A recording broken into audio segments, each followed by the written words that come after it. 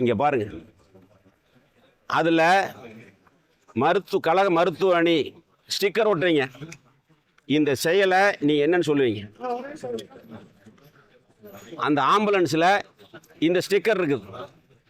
ஏன் அரசாங்கம் இந்த ஆம்புலன்ஸ் ரெடி பண்ணாதான்? பணத்தின் மீது அரசியல் செய்யணும்னு சொல்லி எங்களுடைய பொதுச் செயலாளரை பற்றி சொல்கிற மா சுப்பிரமணியம் இதெல்லாம் நல்லா தெரிஞ்சுக்கிட்டு அறிக்கை விடணும்.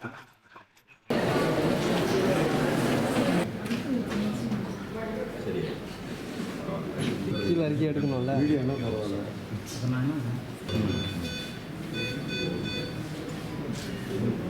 எங்களுடைய பொதுச் செயலாளருடைய கருத்தை வைத்துத்தான் இந்த தாவேக தொண்டர்கள் ஏதோ ஆம்புலன்ஸை வழிமறித்ததாக சொல்லியிருக்கிறார். அப்படி எல்லாம் நாங்கள் ஊடகத்திலும் சோசியல் மீடியாவில் வந்த செய்தி, ஒரு ஆம்புலன்ஸ் வருது, அதை 4 பசங்க தேக்குறாங்க. அப்போ தேக்கும்போது என்ன சொல்கிறாங்க? நம்பர் பிளேட் இல்லாத ஆம்புலன்ஸ் வருது, கூட்டத்துக்குள்ளே திரும்பி திரும்பி ரவுண்ட் அடிக்கிறீங்க அப்படின்னு சொல்லி தேக்கிறதாக தான் அந்த செய்தி வருது. அதில் அதைத்தான் சொல்கிறாரு ஒழிஞ்சு மற்ற வேற எதுவும் சொல்லலை. அது மட்டும் இல்லை, அரசியல் செய்கிறதுக்கு எத்தனையோ வழி இருக்கிறது,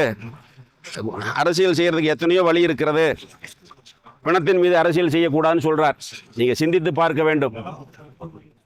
40 உயிர்கள், நேற்றையோட சேர்த்து 40 உயிர்கள் இறந்துருக்குது. அதில் குழந்தைகள் அதிகம், பெண்களும் குழந்தைகள் தான் அதிகம். அந்த காட்சியை நம்ம எல்லாம் பார்த்தோம். அது நெஞ்சை உறைய வைக்கக்கூடிய ஒரு நிகழ்வு. அந்த நிகழ்வில் இரவோடு இரவாக போஸ்ட்மார்ட்டம் நடக்குது. அப்போ ஆம்புலன்ஸ் ரெடி பண்ணுறாங்க. அந்த இறந்தவர்களுடைய உடலை போஸ்ட்மார்ட்டத்திற்கு பிறகு அவர்களுடைய அவருடைய வீட்டிற்கோ அல்லது தகனம் செய்வதற்கோ அனுப்பி வைப்பது அரசினுடைய கடமை. 40 ஆம்புலன்ஸ் ரெடி பண்ணுறீங்க. 40 ஆம்புலன்ஸ் ரெடி பண்ணிட்டு இங்கே பாருங்க, அதில் கழக மருத்துவ அணி ஸ்டிக்கர் ஒட்டுறீங்க. இந்த செயலை நீ என்னன்னு சொல்லுவீங்க? அந்த ஆம்புலன்ஸில் இந்த ஸ்டிக்கர் இருக்குது. ஏன் அரசாங்கம் இந்த ஆம்புலன்ஸ் ரெடி பண்ணாதான்? பணத்தின் மீது அரசியல் செய்யணும்னு சொல்லி எங்களுடைய பொதுச் செயலாளரை பற்றி சொல்கிற மா சுப்பிரமணியம் இதெல்லாம் நல்லா தெரிஞ்சுக்கிட்டு அறிக்கை விடணும். குடிக்கிற தண்ணி பாட்டிலில் ஸ்டிக்கர் இருக்குது. மக்களுக்கு குடிக்க தண்ணி இல்லை. அன்னைக்கு 39 பேர் இறந்து மார்ச்சுரியில் அடுக்கி வச்சிருக்காங்க. பலாயிரக்கணக்கான கூட்டம் இருக்குது. தண்ணி கொடுக்கும் பொழுது ஸ்டிக்கர் ஒட்டின பாட்டில் தண்ணி கொடுக்குறீங்க.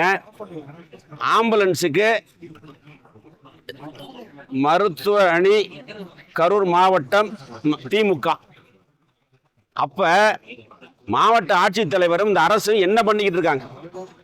இதில் அரசியல் பண்ணுற நீங்கள் எங்களுடைய பொதுச் செயலாளரை அரசியல் செய்கிறதுக்கு எத்தனையோ வழி இருக்குது, பிணத்தின் மீது அரசியல் செய்ய வேண்டாம்னு சொல்கிற மா சுப்பிரமணியம் அவர்கள் இதையெல்லாம் நல்லா தெரிஞ்சுக்கிட்டு அறிக்கை விடணுங்கிறதா எங்களுடைய கோரிக்கை, எங்களுடைய கருத்து.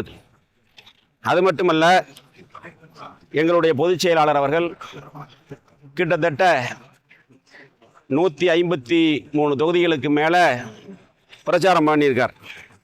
கரூர் மாவட்டத்தில் 4 தொகுதிகளில் பிரச்சாரத்திற்கான டேட் சொல்லியிருந்தோம்.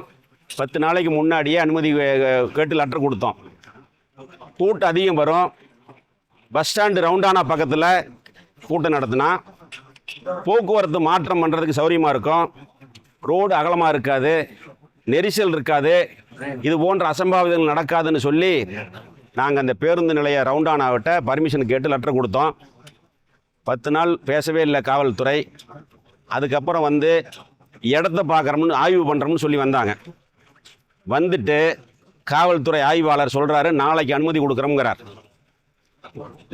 அவங்க அனுமதி கொடுக்குற மாதிரி எனக்கு தெரியல. நாங்கள் உயர்நீதிமன்றத்துக்கு போனோம்.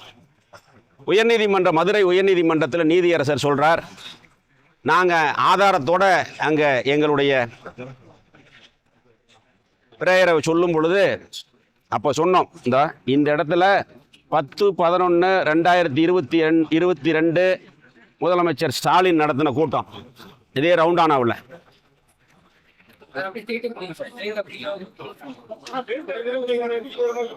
கொஞ்சம் கீழே இருக்கணும்.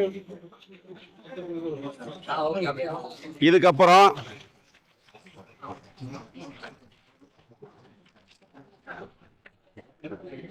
நாலு 4/2024 பேருந்து நிலைய ரவுண்டானா மக்களவைத் தேர்தல்.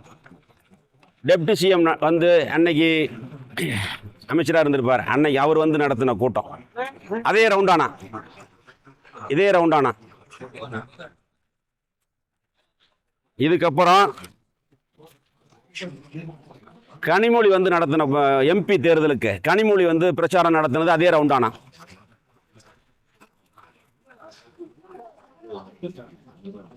இதுக்கப்புறம் எங்களுடைய பொதுச் செயலாளர் முதலமைச்சராக இருந்த பொழுது அவங்களுக்கு கரூர் பேருந்து நிலையம் அருகே நடைபெற்ற பிரம்மாண்டமான கூட்டத்தில் எழுச்சி உரையாற்றினார். இது யாருடைய புக்கில், யாருடைய இதில் அக்கௌண்ட்டில் போட்டிருக்காங்கன்னு பார்த்துக்குங்க. நாங்கள் அனுமதி கொடுத்துருக்குறோம்.